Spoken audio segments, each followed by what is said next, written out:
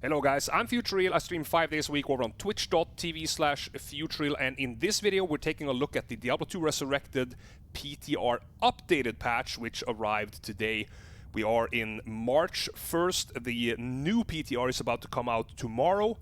So we have some new patch notes that we are going to go through now on stream. We do have the chat right here, guys. We're going to take questions from the chat, we're going to take opinions, and we're going to go over the patch notes and try to figure out what it means for the first ladder season of Diablo 2 Resurrected. If you enjoyed the video, hit me up with a like and a subscribe, and leave your thoughts down below in the comments section. Until the next time, take care, and I will see you soon. Okay, guys. As I said in the introduction, we have a new Diablo 2 Resurrected patch 2.4 PTR. Today is March 1st. The new patch with the suggested changes that we are going to go through now is going to go live this week. I think it is tomorrow. Would be tomorrow night EU. So about 30 hours from now, I believe. But okay, let's quickly go through what these patch notes are. So the first stuff here is quite general. The interesting stuff happens about here. I took a quick glance of this before I started stream today. So a very, very significant change that is going to come is how Uber Diablo will be changed. The way he is spawned is pretty much the same, as you can see from the notes here. The way that players summon Uber Diablo in Diablo 2 Resurrected today will remain the same as it was first introduced in patch 1.10. You sell Stone of Jordanus and he spawns. However, the changes now are being made so that it spawns on the entire realm. So if somebody sells SOJs on Hardcore Ladder, it will spawn in every hell game on Hardcore Ladder, instead of just on the Realm server like it was before. I think Blizzard are doing this because they wanna break up these secret societies that happen, and this like very, very skewed amount of Stone of Jordanus, where people duplicate Stone of Jordanus, they like hover up all the Stone of Jordanus, and then they keep selling IP slots. It just becomes a ginormous cluster bang of shit, to be honest. So, first thoughts, it's gonna make Annihilus available for a lot more people. And secondly, Annihilus will be a less of a trading commodity because of that. Because it's going to be a lot more of them. A lot more people will have them that have maybe never had them before. And in the way of the trading economy, thinking that the majority of people that use these this mechanic of spawning SOJs or spawning Annihilus and declones on specific server groups where they possess the vast majority of slots, so they can get all the annies and then use that as trading commodity, that's going to go away, I think is a good thing. I think the trading economy on the ladder season is going to be quite different because of this. There's going to be more total Annihilus. People that... And the total amount of Annihilus is going to be... It's going to be greatly increased and also spread out. Yeah, well, every server in that region. Yeah, so... But what's that? That's North America, Europe, and Asia, right? There's only those three regions you can log in, as far as I'm aware. And there's also a command in-game where you can check the SOJ progress in the different regions. Now, as far as I have understood, you will not get a change in the amount of SOJs. It's still going to be between 75 and 125. But still, I think this is a good change, personally, because I didn't really like the way that people kept hovering up the SOJs and spawning the declones in secret on servers that nobody was using, and they got like 200 annies. I think that really, really screwed with the trading economy. So for me, this is a good change. I think this is very, very nice. Because all in all, the Annihilus isn't difficult to get a hold of. But for someone who is more casual, it will become extremely expensive and almost game-defining. So, for me, this is a thumbs up. Yeah, I don't think there's anything much more to say about that. Now, let's move on to the class changes. So, this is something that we have been talking about in the previous video. You can see the first change here, Impale. It was one of the first things that I also wrote down in my survey, that the speed, the attack speed for Impale was way too clunky. Like, she would hit and then it takes an very, very unnatural, very clunky way of attacking. And the fact that they have changed this, I think is going to make the Impale build very, very strong. Now, it's not a traditional farming build, in my opinion, because it still lacks mass AoE. Although, I think this build is going to be really, really strong for Ubers and Declone. You run an Ethereal Spear. You can probably even run a two-hander in for more casual content. But you can run a one-hander and a Storm Shield. Get some Crushing Blow, get some Deadly Strike, and some gloves with Life Tap on them. Get yourself some Vampire Bone gloves, some Drax, and I think this is going to be a really, really solid Uber and Declone killer. Plague Javelin, I have to admit, I don't have too much experience with Plague Javelin on Diablo 2 Resurrected. I have played it a bit on mods, so I'm not entirely sure how this is tuned, but the fact that they're doing it, so let me read exactly what it says. Plague Javelin poison duration is no longer fixed at 3 seconds as it was in the previous PTR, but its duration and damage scaling has been adjusted compared to live. This should net out about a 20% damage per second increase at level 1 up to 33% damage per second at max level. So this is quite a substantial increase in damage, particularly for bosses. The way that Plague Javelin used to work was that it was a solid AoE damage ability on lower player counts, on lower difficulty, on normal, for instance. It was for a long time the preferred way of leveling a Javazon the fastest way. Example given in speedruns. So the fact that they are doing this and changing the scaling so it scales harder the more points you put into it, it does indicate that this Plague Javelin could have a place in the end game. We will still have to test it to see how it does, but I like this change personally. I think it makes build diversity. And for you guys that have played Plague Javelin before, I think this is going to be a really, really good buff. And then we have a build that I have been very, very critical to for a long time. Openly criticized this build as potentially the worst build in Diablo 2, in Lord of Destruction 1.14, and also in Diablo 2 Resurrected in the pre-ladder season that we have. The physical Boazon. It has been lacking across the board. The damage has been bad on Strafe, it's been bad on Multishot, it's been bad on Guided Arrow. In my opinion, out of the builds that were actually possible to play, the Boazon was probably the worst build in the entire game. And when I say that, I mean in 1.14 or in the pre-ladder season, you weren't intended to play a Summon Druid. You weren't intended to play a Bladesin or a Wake of Fire Assassin or, this like a Throwbarb. Like, these builds, they were memes. They weren't actually builds yet.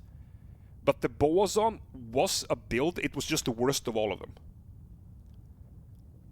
But now we have added synergy for Guided Arrow, 12% physical damage per level. Okay, so that's 240% physical damage increase at max level. And we have the same across the board, Guided, Multishot, and Strafe. This is a huge buff for the Boazon. This is a really, really big buff for the Boazon. And I think that this build is going to go from a meme up to a B tier build. I think this is going to be a build on the same level as Frenzy Barb, as Zealot, Fury Druid, those kinds of builds. So for you guys who enjoy playing the Boazon, this is huge news. This is very, very big news. And also, there is a cooldown reduction on Immolation Arrow, which means that you can probably play like a hybrid build between physical and elemental damage. Whichever you choose to go, you will have an option against those immune to physical or very high physical reduction monsters. Well, we have a question over here. Still gear dependent to compete in endgame? We don't know. We have to test it. Because no matter what I say, I could say yes, I could say no. All builds are gear dependent, particularly on high prayer counts. We won't have reasonable information or reasonable data until we test it. So basically, that's what we have to do here. We're going to go through. We're going to put down some keynotes. I'm writing down here. Retest. What's it called? Impale and jab build for those changes. Retest physical Boazon. So those are the first 2 points that we want to make here. I think that's it for the Amazon. No changes to the Lightning Zone or the Lightning's Fury Charge Strike, Power Strike build. As expected, that build has been fine for a long time. So we're going to jump on to the next class, which is the Assassin.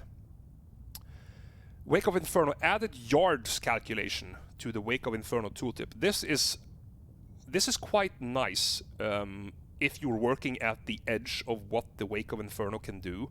So for instance, if you want a mode trick, Mephisto for instance, you know where you can position yourself, you have more control. It doesn't really do that much, but I think it's still a good thing that they're showing it. We need a more accurate tooltip across the board. There's a lot of stuff that doesn't display correctly, and I think more of that stuff is what we need. If you guys remember the Assassin video that we did from the PTR about a month ago, I will put all the links for those videos in the description of this video. I said in the Assassin video that I think the Assassin is the most improved character on the PTR, and I also think you can see that from the changes. Look at the changes they have. These changes are virtually insignificant. The little bit of a boost to attack rating for the Blade Sin, for Blade Fury, is of course very welcome. You can almost never have enough attack rating in this game. Attack rating is quite hard to come by without punishing other stats. So thinking about what I said in the previous video, the Assassin was the most improved character. I think that reflects on the changes that are coming up in the new PTR patch. There isn't really much to say about the Assassin, and to be honest, I don't think we're going to retest it at all. We're going to make a footnote about the Assassin in the test video that's going to come out in a couple of weeks, or in about a week. But as you can see, Assassin has pretty much hit the nail on the head for this 2.4 PTR. On to the Barb, and they have made some changes to leap attack. The Barbarian now deals extra physical damage to surrounding enemies within a range of 4.6 yards when landing from a leap attack. Damage scales per level. Modified leap and leap attack jump to give it a smoother trajectory that should keep the Barbarian on screen at all times and reduce jerkiness when he lands. Leap and leap attack now have a minimal jump height and duration. increased mana cost of leap attack from 9 to 10. So leap attack is now an AoE effect. Now this is potentially huge. Obviously we don't know how the damage scaling is going to work yet, because we have to test it. But the fact that it actually gives AoE damage is potentially very, very big. So big, in fact, that this is going to go on my list for a build that I need to test on the new PTR. Scrolling a bit further down here, this is still on the Barbarian changes. Sword Mastery has now been renamed to Blade Mastery and does affect daggers. And there's a big attack rating increase across the board for all masteries. There is, well, it's like, it's a non-buff nerf. I saw that too. They have not gotten the attack rating increase by percentage. I think that this is actually to try and make other weapons than Grief catch up to Grief a little bit. But what do you do if you put Grief in a Berserker Axe, for instance? It's more of a PvP thing, because, you know, weapons in non-ethereal bases, you literally have to repair them after every single run. So personally, I don't think this is a very big deal. But base attack bonus from 40 from 28 is also a really nice boost. But as you can see, Axe Mastery, Mace Mastery are getting a attack rating bonus. Spear and Polearm are not, so they're pretty much the same as Sword here. However, here is what's interesting to me. Throwing Mastery add a chance to not consume quantity per level. Add a chance to not consume quantity per level up to 50%. Critical strikes with throwing weapons now replenish quantity. This is massive. This is absolutely massive. Now, Throw Barb is a niche build. It's not a AoE farming build, but for short, intense fights like Travancore, Pindleskin, Uber's Declone, that kind of stuff, the Throw Barb can be really, really strong. And these two right here, it's absolutely insane. This is absolutely insane. This is, as far as I have seen today, this is the biggest change. This is revolutionary. Because this is taking a meme that the Throw Barb is on Diablo 2 Resurrected. It's virtually unplayable. And they're saying that, nah, we want to make this a top B tier build. And I think this is what is going to elevate it to that. Critical strike from throwing weapons come from the Throwing Mastery. You get the critical strike chance from Throwing Mastery. So, with having a base of 50%, and then you have the chance of regenerate from critical strike on top of that, it's going to be very interesting to see how this pans out when we are going to test it. And we are definitely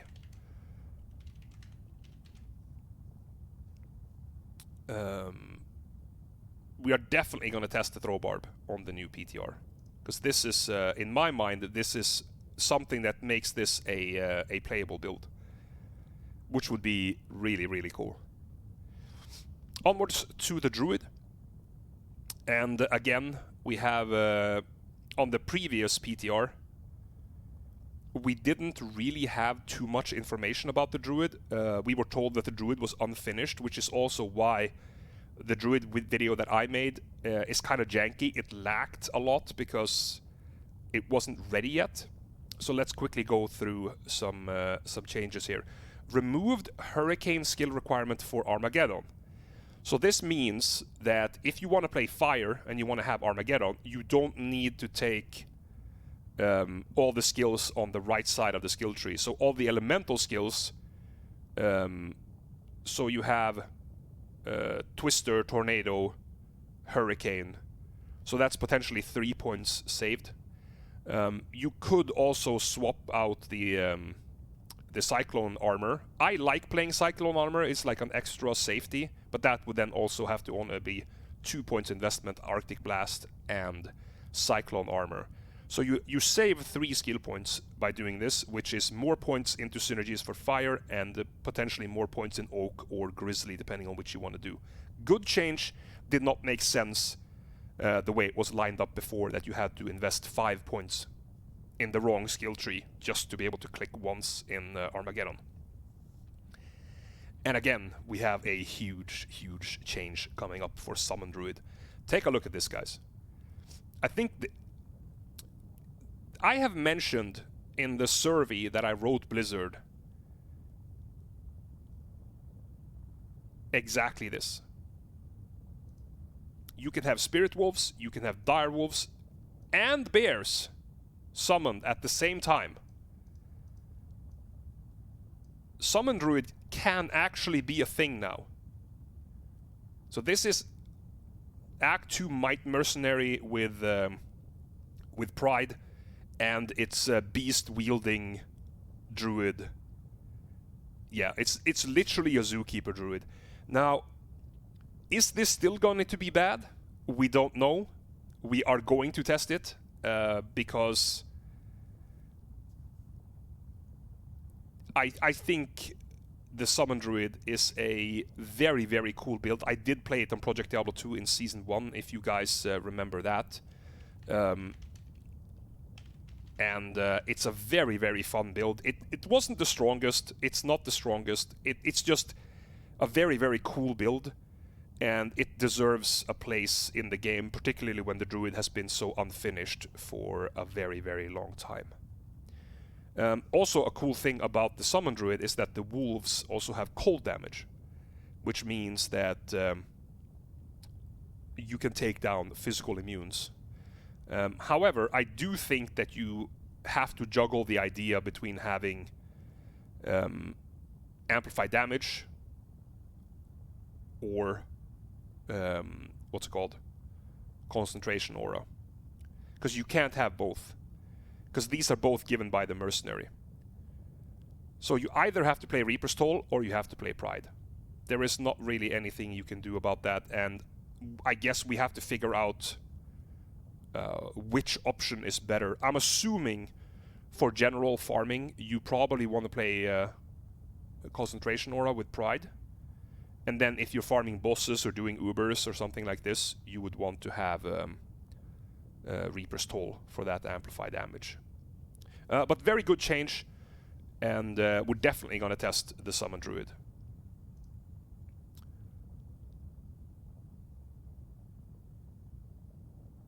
Act 3 with static is a meme. Absolute meme. It's susceptible to lightning resistance and almost not effective on hell at all. Okay, so we are over to Werewolf and the physical damage dealer part of the Druid. And this was the part that was not finished on the first PTR. So these changes that are made here, I have nothing to compare them to except the original game. So we're going to go over them real quick. I'm going to make my some assumptions here, and we're going to see how this works out. We have to test Fury Druid for sure. And we also have to test the Bear Druid. Give me 1 second.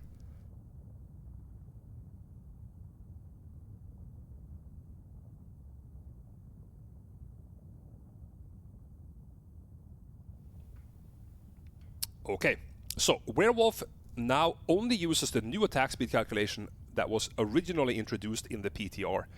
So this is the attack speed from the human form. Initially, a lot of people did not like this change, and I understand that. It felt like a nerf, and the Druid wasn't finished. But here is another change. Raise the Werewolf attack speed cap from 75 to 150% attack speed. So this is probably done to make up for that. So it's going to be better with better gear. Increase speed between attacks by 40%. This is amazing. The Fury attack is really, really good. Werebear only uses new attack speed calculation the same as the Wolf. Attack speed cap up to 150, the same. Increased damage from 8 to 15%. Defense value increased from 25 to 40%. So this is a... yeah, here, and cannot be interrupted while performing attacks or skills. This is huge as well. But that is listed under Werebear. So this, as far as I can read it, does not apply to the Werewolf. It applies to the Bear, that he cannot be interrupted. It says right here, June. Werewolf, no, yeah, and here it's the same message. Werewolf and Werebear only uses the new attack speed calculation. The attack speed calculation on 2.4 PTR is gear can give you attack speed. All attack speed that you have in your gear, because it takes your attack speed from caster form, not in wolf form.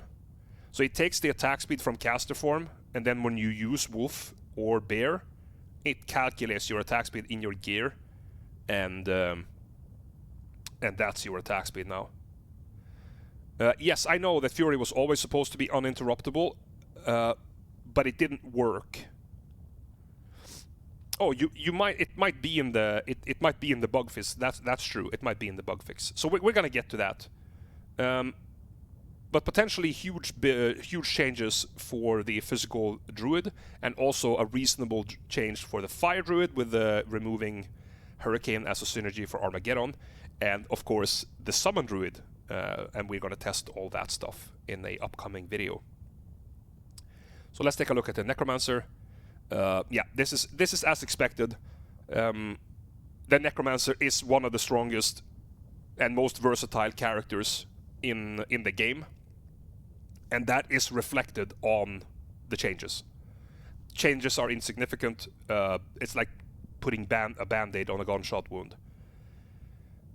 This is almost just cosmetic, to be honest. The Necromancer is super, super strong. I don't really see a need for making a video on the Necromancer based on the mana cost on Blood Golem and Fire Golem and a little bit of attack damage. Because you're still going to be playing Clay Golem and Iron Golem. Very, very few people are going to be playing these two, simply because it's not enough.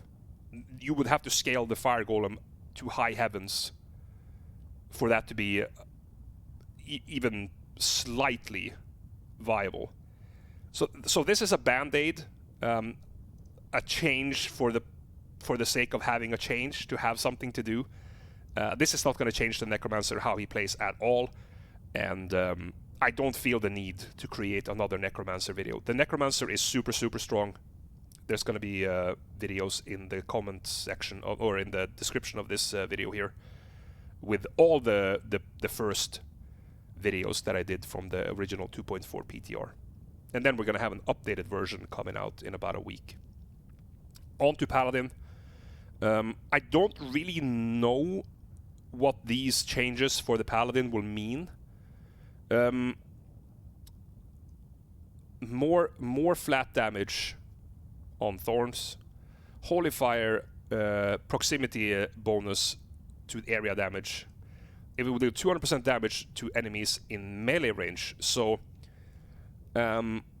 basically the area damage has been made into an AoE cone. So the closer you are to the target, the more damage it takes. I think that the Holy Fire Zeal build is still gonna be a meme. I was not convinced with this build at all when I saw it on the previous PTR, simply because it works on players 1 to an extent if you have the time to invest in every single rune word in the entire game.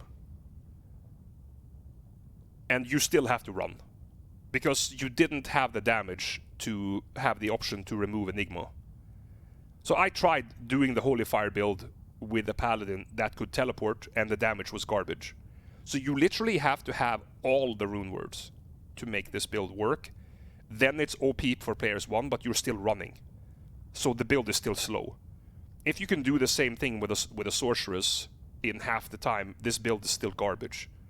So what they did was to make the damage higher for melee targets, and it's going to make the build a lot more interactive, because you also have to be attacking with your weapon. It's probably going to change the build a bit to remind of how the physical Zealot plays in Project Diablo 2, which is quite nice. So I'm interested in seeing what this is going to do. I think we do have to test the Oradin again. And maybe even test how Holy Shock works compared to Holy Fire. There's a lot of changes. We have Holy Freeze down here as well, and how that is calculated. I don't have an extensive knowledge on what's called when you combine a bunch of different rune words to have both Holy Fire, Holy Freeze, Holy Shock, all those kind of things in the same character. I still think it's going to be a meme, because you can't do that and have the mobility of Enigma anyway, and charge is not enough to be competitive with other builds. But is it going to be strong enough for you to have fun if you love this build? Absolutely. So you can definitely play this if this is the build that you like. You can invest a lot of time and currency in this build, because it does require very expensive rune words. But I still think it's going to be far from competitive on a farming efficiency level. But very interesting changes. We're definitely going to test this. I don't really know what this is going to do straight up, because I haven't tested all of these before. But we're definitely going to take a look at it. But we have a very, very interesting change down here. Take a look at this, guys. Holy Bolt now damages demons in addition to undead. Fist of Heavens now damages demons in addition to undead. You are going to have the ability to play a Fist of Heavens Holy Bolt Paladin on the ladder. This is very similar to the build that I am currently playing on Project Diablo 2 Season 4. Make sure you check out that footage if you haven't done that. But you can actually play a Fist of Heavens Paladin with quite good efficiency, good mobility. We played this build actually on the first 2.4 patch that we did. We were doing chaos runs, exactly like is being suggested in the chat here. But I am going to retest this build, because this is quite a significant buff. You basically went from one target, which were undeads, to now also having undeads and demons, which is pretty much what the entirety of chaos consists of. So this is a very, very interesting change. I'm very happy this changed. Considering I have played Fist of Heavens Paladin for about 3 months straight now in PD2, I'm probably not going to play this build on live. But for those who want to play it, that have been wanting to play it for a long time, this is going to be absolutely huge. I cannot see anything about the cooldown on Fist of Heavens. Now, that was a bit of an issue on the first 2.4 test.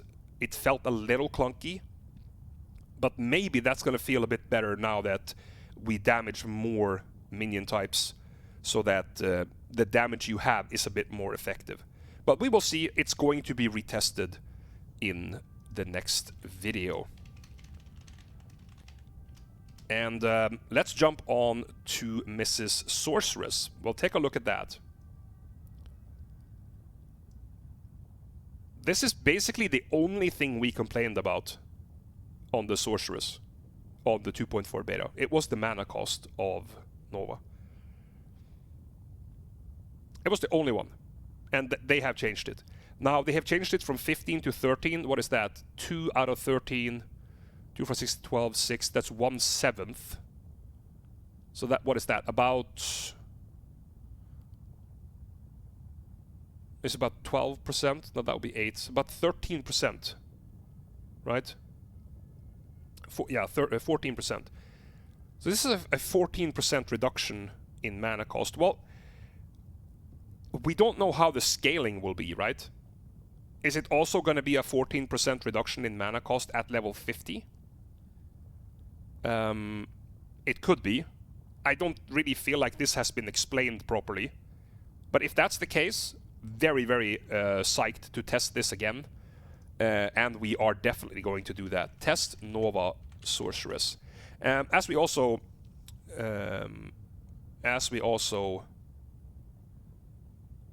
talked about.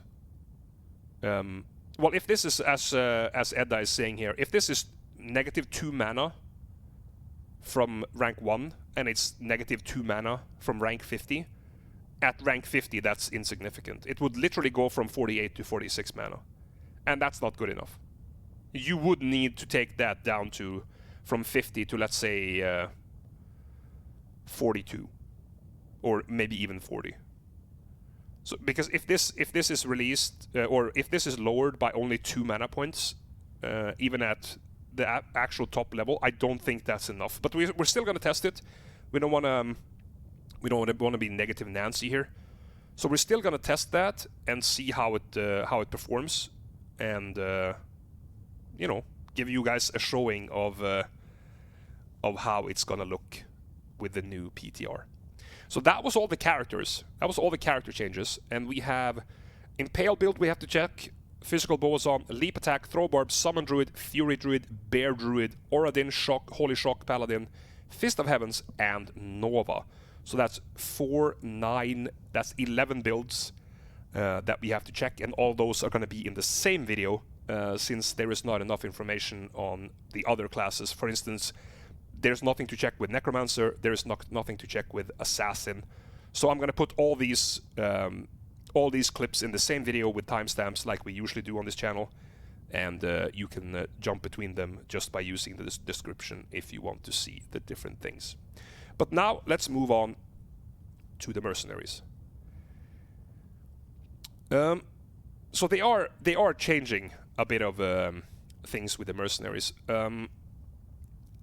I'm going to try not to be too negative, but I don't think this is going to change very much.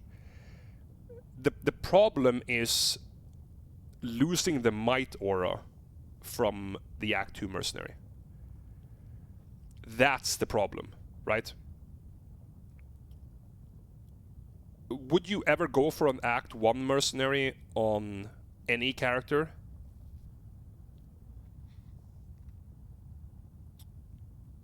Maybe the Boazon. But if you're playing Boazon, you want something to tank for you. Something that can actually do damage. I guess you can use the Valkyrie, but your cast speed, if you're playing Boazon, is horrible, right? And having to recast and recast and recast the Valkyrie just to put that in front so you can tank is very, very clunky. So I don't really feel like the Act 1 Mercenary is going to be viable compared to the other choices. Well, Decoy works the same way though, Rapid. You need to recast it, right? That's the problem. And then with the Boazon, you're running a bow, you're running Valkyrie Wing, or a physical damage helmet. You're probably running Fortitude, High Lords, or Outmas. Like you literally have no FCR, and the FCR frames on the Amazon is so bad. It's gonna feel very, very, very clunky to play an Act 1 Mercenary if you want to have that tank up front. We are going to test it, of course. As I said, I have put the Physical Boazon down in my list for things to be tested. There is a world where you are going to clear so fast that you don't technically need a tank up front. But that is something that we will have to see when the PTR is live and we can test the Boazon. Act 3 Iron Wolf, swapped Frozen Arm for Chilling Arm, completely useless, makes no change. The Act 5 Barb Warrior now gains plus Barb skills from gear. That's insignificant, useless. You don't want skills on a physical damage dealer anyway. So the only interesting change we have here is a new Ferocious Barbarian is available for hire from Qualchech. These warriors cannot use two-handed swords, but are well trained in the art of dual wielding. Utilizing the Frenzy, Taunt, and Iron Skin abilities, they lure enemies in and unleash a fierce barrage of attacks. Okay. Let me translate this for you guys. We had no idea what to do with the Act 5 Mercenary because they're absolutely utter shit. So we gave them some cosmetic stuff like plus skills that is completely insignificant. And we made them a cool name so that somebody will be enthused to hire them. We gave them Frenzy, Taunt, and Iron Skin that they can use, but they won't have Might Aura, so it's still trash, and you want to hire a Act 2 Mercenary. Forehead. That was a free translation from Blizzard to English. You're welcome. As I'm saying, I think this is insignificant. The fact that you lose Might Aura is way too big. You can pretty much compare Jab to Frenzy. An Act 2 Mercenary that can jab and hit multiple times is probably just as good as Frenzy. And then you have Might Aura in addition. And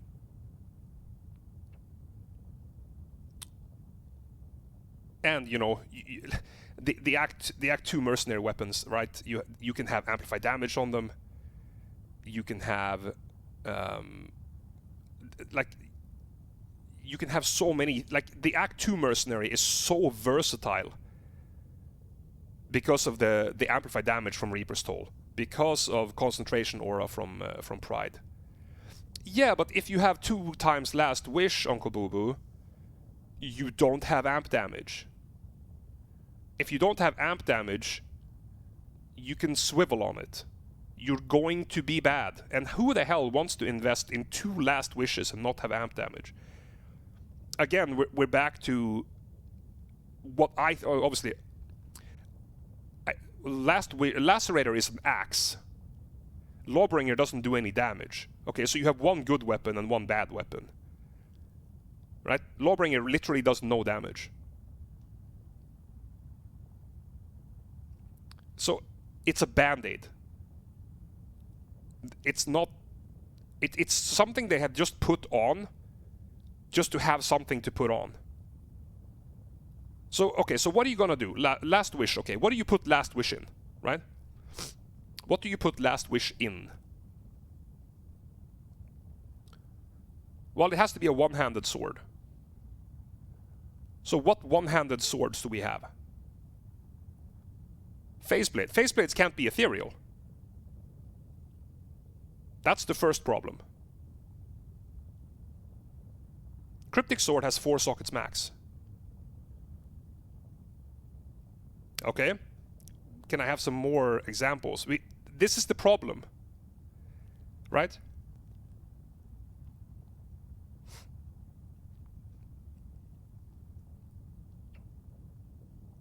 Yeah, the Act 5 Mercenary can only use swords. In the current iteration of the game. I don't know if that's going to change in the future. But it's only swords. He cannot dual wield 2-handed swords. It says right here. These warriors cannot use 2-handed swords.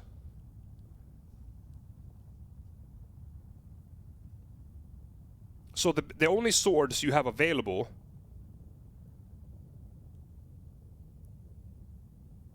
one-handed swords that can have 5 sockets is a Faceblade, right?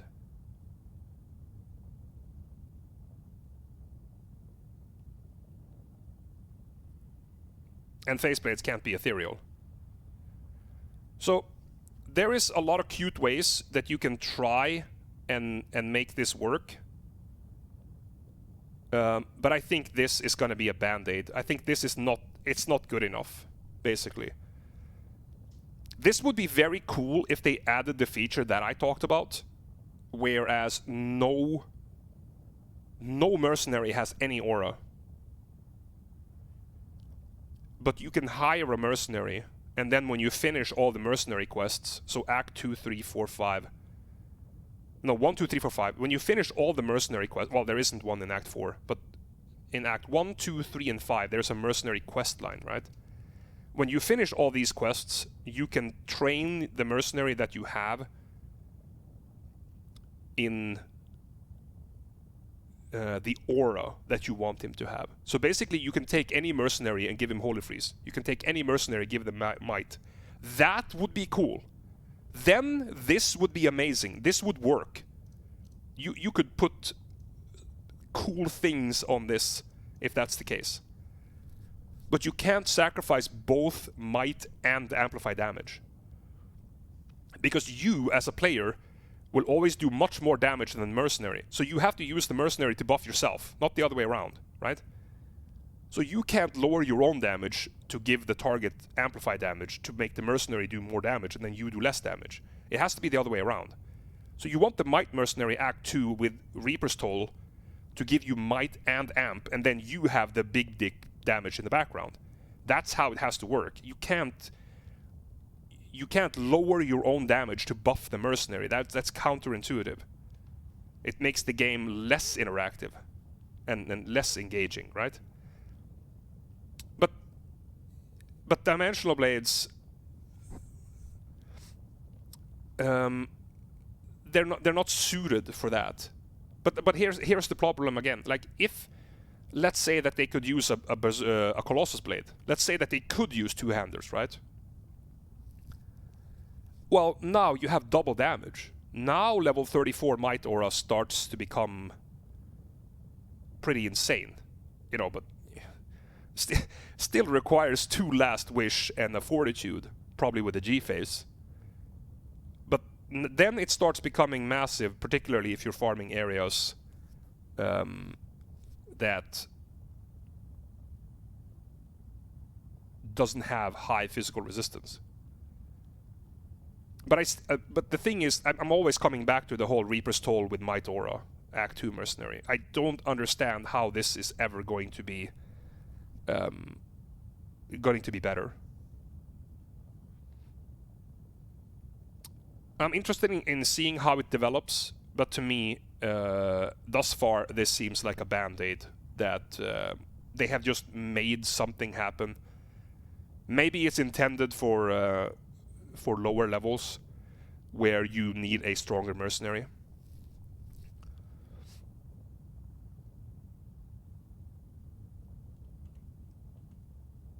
It could be a boss killer with Crushing Blow at lower gear levels. Yeah.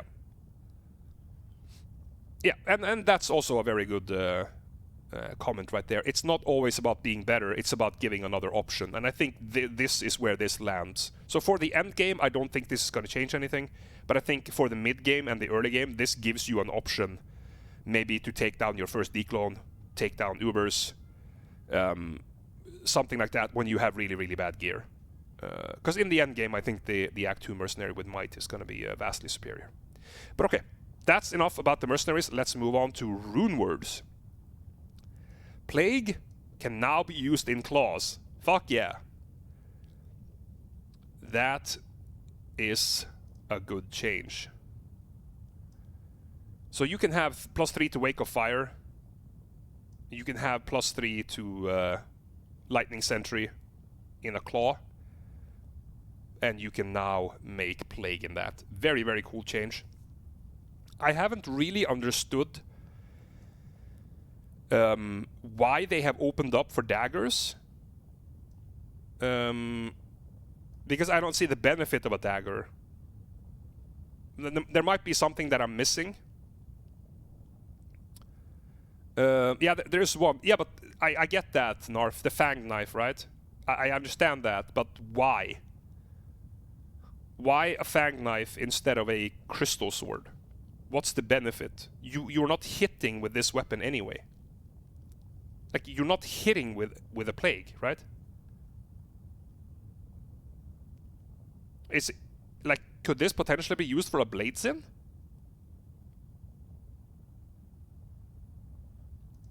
You think it's going to be for the art? I mean, it could be. I don't know. That's a little bit too much roleplay for my liking, but whatever.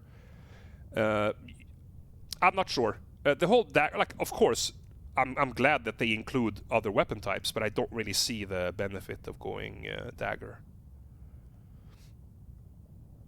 Yeah, you would want to do a claw there, regardless, Champion. Obviously, a dagger has a faster base speed than a sword for traps, but you would always go for a claw and plus skills, right?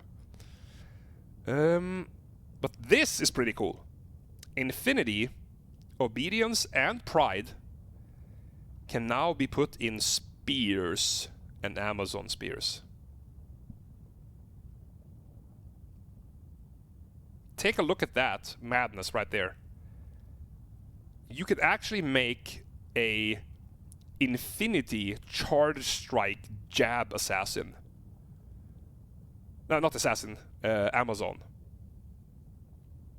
Infinity Ethereal Warpike. Yep, that could be a thing. I don't know how you would put enough attack speed on that thing, but certainly that could be a thing. It increases the diversity, of course, and that is always welcome. But I was more excited about having to have Infinity in a Amazon spear to maybe change or to try a two-handed charge strike Amazon. That would be really cool. You could potentially be running something like lower resist Twinkie.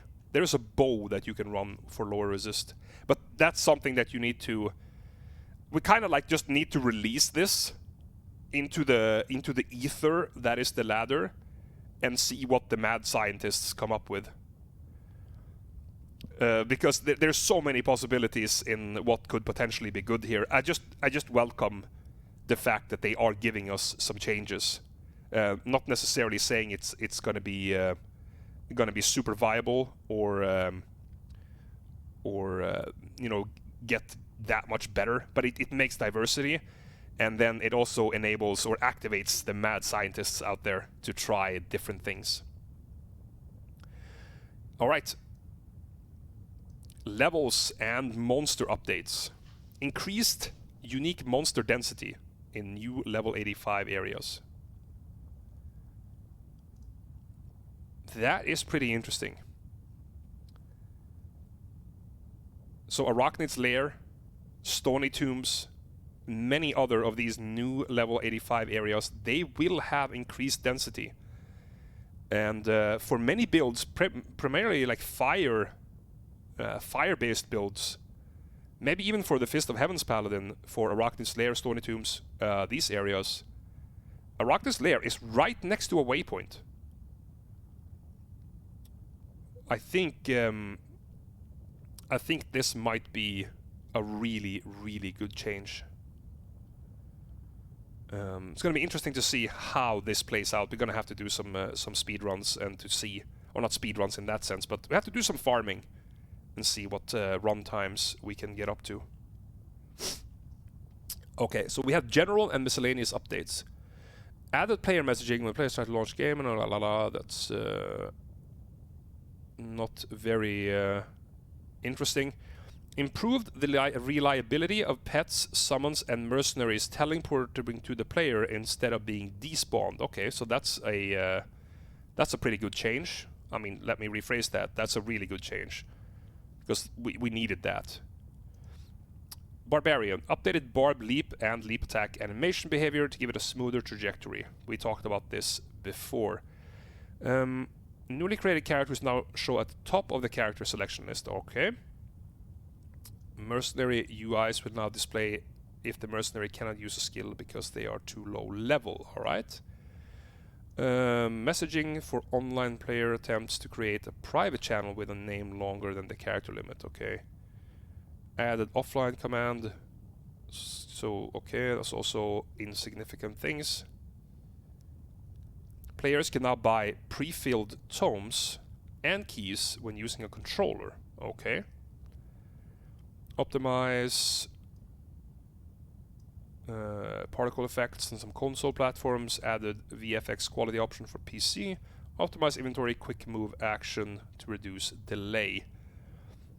And then we have some settings here, offline game difficulty scale setting, but now persist.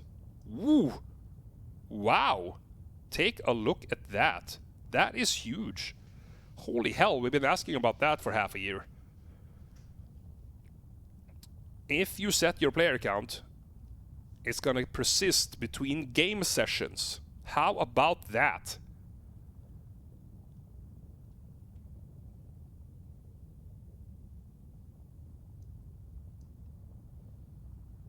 And you can also choose to lock your mouse. I guess that's nice if you're playing with windowless or in windowed mode. Add a VRAM usage bar in the settings menu. Okay. And we have a bunch of bug fixes here. There is... okay, so do we want to go through the bug fixes real quick? Not really much we can talk about here. Fixed an issue, attack speed dual-wielding could be incorrectly calculated depending on which hand. Yeah, so this is basically the VSM bug, right?